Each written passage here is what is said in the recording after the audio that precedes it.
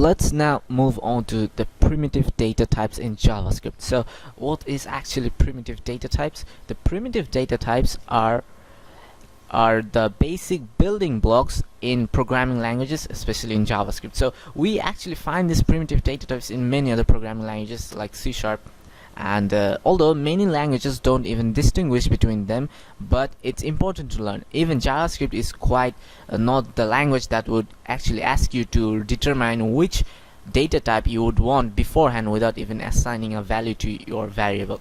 So let's now talk about what primitive data types are. Primitive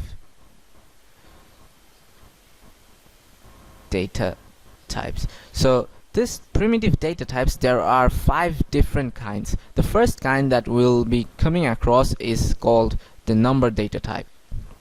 The second is the string, or what we know as the text data type. So in bracket I can actually include that, the text. And the third is called the Boolean data type. So this always has the value of true or false. We'll be talking about that, but first we shall move on to the number, and the other two are known as undefined, and the last one is called null. So primitive data types, as I've already told you, are the basic building blocks. So we need to assign any sort of value to our variables that needs to hold any one of this type of values inside them. So when we want to store any one type of values inside them, we actually don't need to tell the compiler what to do, because when we declare a variable using this var and we assign a certain value like this is a string or a text, the compiler ascertains that this is going to be a string and it's going to treat it as a primitive data type of strings. So what's the difference between a primitive data type and any other data types? So the basic difference between primitive data types is that it's immutable. So what is immutable? Once you create the variable, suppose I've created this variable called first variable and I have assigned a string value to it. This is a primitive data type, and when I've assigned this value to this variable, it has become immutable, because inside the computer's memory it has created a slot, a separate individual slot for this first variable that we created earlier. So in this slot it has stored this string value. So once I want to destroy this value, I can't actually erase it off. I need to destroy the entire thing, and I need to replace it with a new value that will be restored inside this, and the old value needs to be erased off. That's what immutable is. You can't actually go on and say I need to update this, because through updating what we mean is that the older value will persist and the newer value, suppose I assign a numeric value to this first variable, then the compiler will need to actually destroy this value, this string value, and then it's going to replace that value with the string value in the computer's memory. So suppose I assigned the value of 1 to this first variable, it's going to destroy this entire string and it's going to replace that with the value of 1 inside the computer's memory. Now we have seen that there are 5 types of primitive data types. So what is the first type? The first type actually talks about the number type. So in general, JavaScript does not actually distinguish between any sort of number. It does not distinguish between integers, floating points, or any other numbers. So integers are what we know as numbers, positive or negative numbers that are not referred to as the decimal points. But when we talk about floating points, these are the numbers that we want to assign to our variables that are actually decimal numbers, with something like 32.6, something like 2.3. But integers are like -2, the exact whole number, or the exact positive or the negative numbers.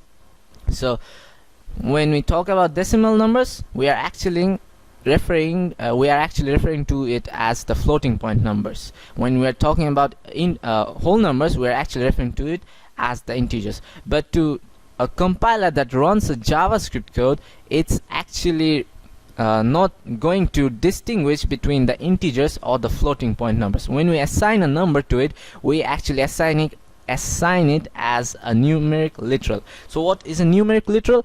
We just directly go into our editor, and we have created, in the previous video we have seen that we have created a variable called second-var, and directly I have assigned the value of 5 to this variable, and it will be stored inside. This is also a primitive data type, and it needs to be destroyed before we need to replace it with a newer value.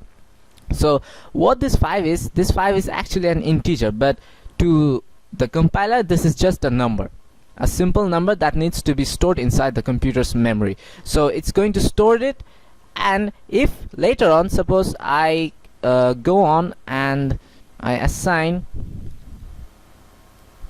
a value of 2.5 to this variable. So what it's going to do is that this is a floating point number actually, but I am literally or directly assigning it to the variable called second-var. So this 5 is going to be destroyed, it's going to be erased off from the computer's memory, and then it's going to be replaced by this 2.5 value, or the floating point number that I have newly assigned. So they work literally. You don't need to think about assigning a number, how do I assign it, or how do I assign a floating point number or an integer inside JavaScript. You just use this var keyword and the identifier or the name of the variable, and we just go and directly assign the value, the number value to it, and there's no harm to it, because in other programming languages we had to declare a variable with its data type before we can actually store anything. So in other programming languages, like we would have to do something like, if we wanted to store an integer value, then it would have been something like this: int second-var, then we would have to store an integer value. But if we later on went and we wanted to store a value of 2.5, then this would throw an error inside that compiler. So this is a common thing in C# programming, but this is not the case in JavaScript. It's a loosely typed language, but we need to be careful when we name our variables. So as we are talking about numbers, we need to look into the arithmetic operators inside JavaScript. So we generally have 1, 2, 3, 4, 5 of them. So these 5 operators are, as we know them, as the addition, the subtraction, the multiplication. In computers we don't actually write multiplication with the cross symbol, but we actually use the star symbol in our keyboards to mean that we want to use the multiplication sign. And the division, and the last thing that we are going to look into is the modulus. This is represented by this percentage symbol.